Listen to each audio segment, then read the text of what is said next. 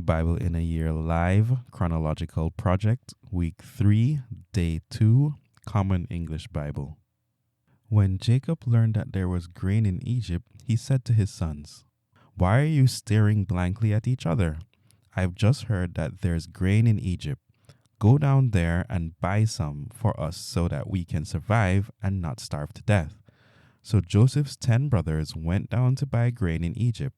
However, Jacob didn't send Joseph's brother Benjamin along with his brothers because he thought something bad might happen to him. Israel's sons came to buy grain with others who also came since the famine had spread to the land of Canaan. As for Joseph, he was the land's governor, and he was the one selling grain to all the land's people. When Joseph's brothers arrived, they bowed down to him, their faces to the ground. When Joseph saw his brothers, he recognized them, but he acted like he didn't know them. He spoke to them with a harsh tone and said, "Where have you come from?" And they said, "From the land of Canaan to buy food." Joseph recognized his brothers, but they didn't recognize him.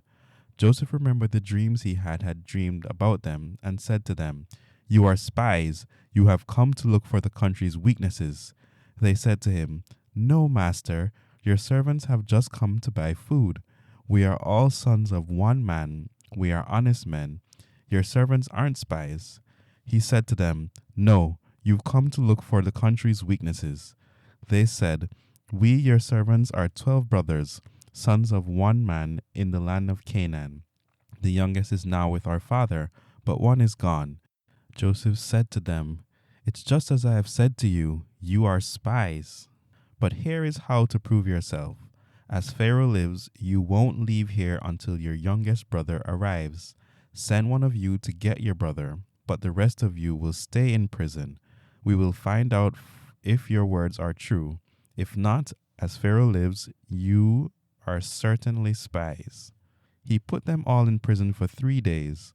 On the third day, Joseph said to them, "Do this and you will live, for I am a God-fearing man. If you are honest men, I'll let one of your brothers stay in prison and the rest of you go. Take grain back to those in your household who are hungry, but bring your youngest brother back to me so that your words will prove true and you won't die." So they prepared to do this. The brothers said to each other, "We are clearly guilty for what we did to our brother when we saw his life in danger and when he begged us for mercy, but we didn't listen. That's why we're in this danger now." Reuben responded to them, "Didn't I tell you don't do anything wrong to the boy? But you wouldn't listen, so now this is payback for his death." They didn't know that Joseph was listening to them because they were using an interpreter. He stepped away from them and wept. When he returned, he spoke with them again. Then he took Simeon from them and tied him up in front of them.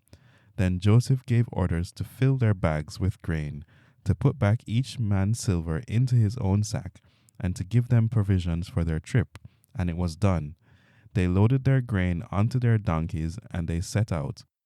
When they stopped to spend the night, one of them opened his sack to feed his donkey, and he saw his silver at the top of his sack. He said to his brothers, "My silver's been returned. It's right here in my sack." Their hearts stopped. Terrified, they said to each other, "What has God done to us?" When they got back to their father Jacob in the land of Canaan, they described to him everything that had happened to them. "The man, the country's governor, spoke to us with a harsh tone and accused us of being spies in the country. We told him, 'We're honest men, not spies. We're 12 brothers, all our father's sons. One of us is gone, but the youngest is right now with our father in the land of Canaan.' The man, the country's governor, told us, 'This is how I will know you are honest men. Leave one of your brothers with me, take grain for those in your household who are hungry, and go. But bring back your youngest brother to me. Then I will know that you are not spies, but honest men. I will give your brother back to you, and you may travel throughout the country.' When they opened their sacks, each man found a pouch of his silver in his sack. When they and their father saw their pouches of silver, they were afraid. Their father Jacob said to them, 'You've taken my children from me. Joseph's gone, Simeon's gone, and you are taking Benjamin. All this can't really be happening to me.' Reuben said to his father, "You may put both of my sons to death if I don't bring him back to you. Make him my responsibility, and I will make sure he returns to you." But Jacob said to him, "My son won't go down with you because his brother is dead, and he's been left all alone. If anything were to happen to him on the trip you are taking, you would send me, old as I am, to my grave in grief." The famine was severe in the land, and they had eaten all the grain that they brought from Egypt. Their father said to them, "Go back and buy us a little food." Judah said to him, "The man was absolutely serious when he said, 'You may not see me again without your brother with you. If you agree to send our brother with us, then we will go down and buy you food. But if you don't agree to send him, then we can't go down, because the man said to us, "You may not see me again without your brother with you."'" Israel said, "Why have you caused me such pain by telling the man you had another brother?" They said, "The man asked us pointedly about our family. 'Is your father still alive? Do you have a brother?' So we told him just what we have said. How were we to know he'd say, 'Bring your brother down here'?" Judah said to his father Israel, "Send the young man with me. Let's get ready to leave so that we can stay alive and not die. We, you, and our children. I will guarantee his safety. You can hold me responsible. If I don't bring him back to you and place him here in front of you, it will be my fault forever. If we hadn't waited so long, we would have returned twice by now." Their father Israel said to them, "If it has to be, then do this. Take in your bags some of the land's choice produce and bring it down to the man as a gift: a little medicinal resin, a little honey, gum, resin, pistachios, and almonds. Take twice as much silver with you, and take back the silver returned in the top of your sack. It might have been a mistake. And take your brother, get ready, and go back to the man. May God Almighty make the man compassionate toward you, so that he may send back your other brother and Benjamin with you. But me, if I am left childless, then I am left childless." So the men took this gift. They took twice as much silver with them, together with Benjamin. They left, traveled down to Egypt, and received an audience with Joseph. When Joseph saw Benjamin with them, he said to the manager of his household, "Bring the men to the house and slaughter an animal and prepare it, because the men will have dinner with me at noon." The man did as Joseph told him and brought the men to Joseph's house. When they were brought to Joseph's house, the men were frightened and said, "We've been brought here because of the silver put back in our sacks on our first trip, so he can overpower us, capture us, make slaves of us, and take our donkeys." They approached the man who was Joseph's household manager and spoke to him at the house's entrance. "Please, master, we came down the first time just to buy food, but when we stopped to spend the night and opened our sacks, there was the exact amount each man's silver at the top of his sack. We've brought it back with us, and we've brought down with us additional silver to buy food. We don't know who put our silver in our sacks." He said, "You are fine. Don't be afraid. Your God and your father's God must have hidden a treasure in your sack. I received your money." Then he brought Simeon out to them. The manager brought the men into Joseph's house and gave them water to wash their feet and feed for their donkeys. They prepared the gift, anticipating Joseph's arrival at noon, since they had heard that they would have a meal there. When Joseph came into the house, they presented him the gift they had brought with them into the house, and they bowed low in front of him.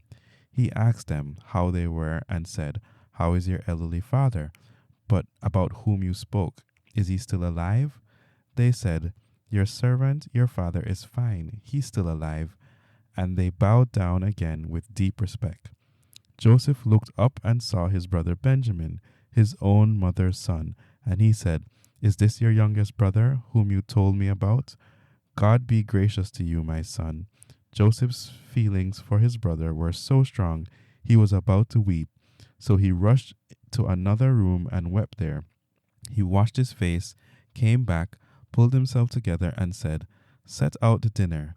So they set out his food by himself, their food by themselves, and the Egyptians who ate with him by themselves, because the Egyptians don't allow themselves to eat with Hebrews. The Egyptians think it beneath their dignity. They were seated in front of him from the oldest to the youngest in their exact birth order, and the men looked at each other with amazement. Portions of food from Joseph's table were brought to them, but Benjamin's portion was 5 times as large as theirs, so they drank together and were at ease. Joseph gave commands to his household manager: "Fill the men's sacks with as much food as they'll hold, and put each man's silver at the top of his sack. Put my cup, the silver cup, on top of the youngest brother's sack, together with the silver for his grain." So he did just as Joseph told him to do. At dawn, the men and their donkeys were sent off. They had left the city, but hadn't gone far when Joseph said to his household manager, "Get ready, go after the men and catch up with them. Ask them, 'Why have you repaid hostility with ingratitude? Isn't this the cup my master drinks from and uses to discover God's plans? What you've done is despicable.'" When he caught up to them, he repeated these words. They replied, "Why does my master talk to us like this? Your servants would never do such a thing. The silver that we found at the top of our sacks we've just brought back to you from the land of Canaan. We didn't steal silver or gold from your master's house. Whoever of your servants is found with it will be put to death, and we'll be my master's slaves." He said, "Fine, we'll do just as you've said. Whoever is found with it will be my slave, and the rest of you will go free." Everyone quickly lowered their sacks down to the ground, and each opened his sack. He searched the oldest first and the youngest last, and the cup was found in Benjamin's sack. At this, they tore their clothes. Then everyone loaded their donkeys, and they returned to the city. When Judah and his brothers arrived at Joseph's house, he was still there, and they fell to the ground in front of him. Joseph said to them, "What's this you've done? Didn't you know someone like me can discover God's plans?" Judah replied, "What can we say to my master? What words can we use? How can we prove we are innocent? God has found your servants guilty. We are now your slaves, all of us, including the one found with the cup."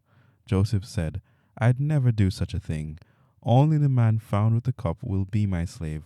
As for the rest of you, you are free to go back to your father." Judah approached him and said, "Please, my master, allow your servant to say something to my master without getting angry with your servant, since you are like Pharaoh himself. My master asked his servants, 'Do you have a father or brother?' And we said to my master, 'Yes, we have an elderly father and a young brother, born when he was old. His brother is dead, and he's his mother's only child, but his father loves him. You told your servants, "Bring him down to me so I can see him." And we said to my master, "The young man can't leave his father. If he leaves, his father will die." You said to your servants, "If your youngest brother doesn't come down with you, you'll never see my face again." When we went back to my father, your servant, we told him what you said. Our father told us, "Go back and buy for us a little food." But we said, "We can't go down. We will go down only if our youngest brother is with us. We won't be able to gain an audience with the man without our youngest brother with us.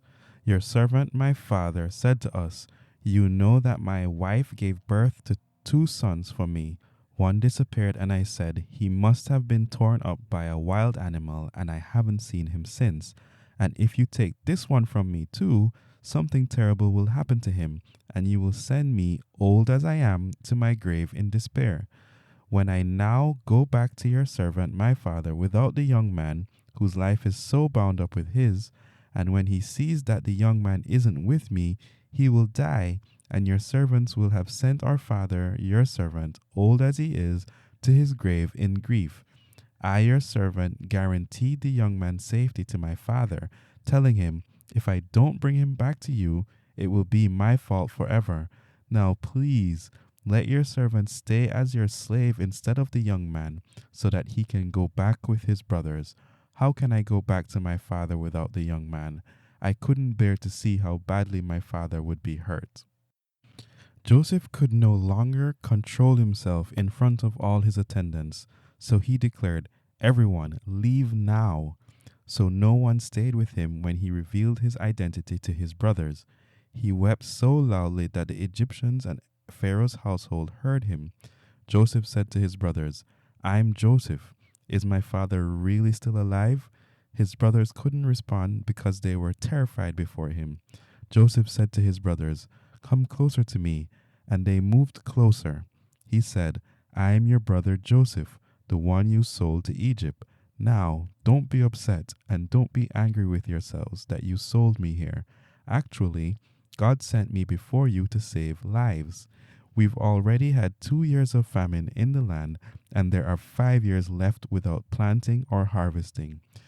God sent me before you to make sure you'd survive and to rescue your lives in this amazing way. You didn't send me here. It was God who made me a father to Pharaoh, master of his entire household, and ruler of the whole land of Egypt. Hurry, go back to your father. Tell him this is what your son Joseph says. God has made me master of all of Egypt. Come down to me. Don't delay. You may live in the land of Goshen, so you will be near me, your children, your grandchildren, your flocks, your herds, and everyone with you. I will support you there, so you, your household, and everyone with you won't starve, since the famine will still last 5 years. You and my brother Benjamin have seen with your own eyes that I am speaking to you. Tell my father about my power in Egypt and about everything you've seen. Hurry and bring my father down here." He threw his arms around his brother Benjamin's neck and wept, and Benjamin wept on his shoulder. He kissed all of his brothers and wept, embracing them. After that, his brothers were finally able to talk to him.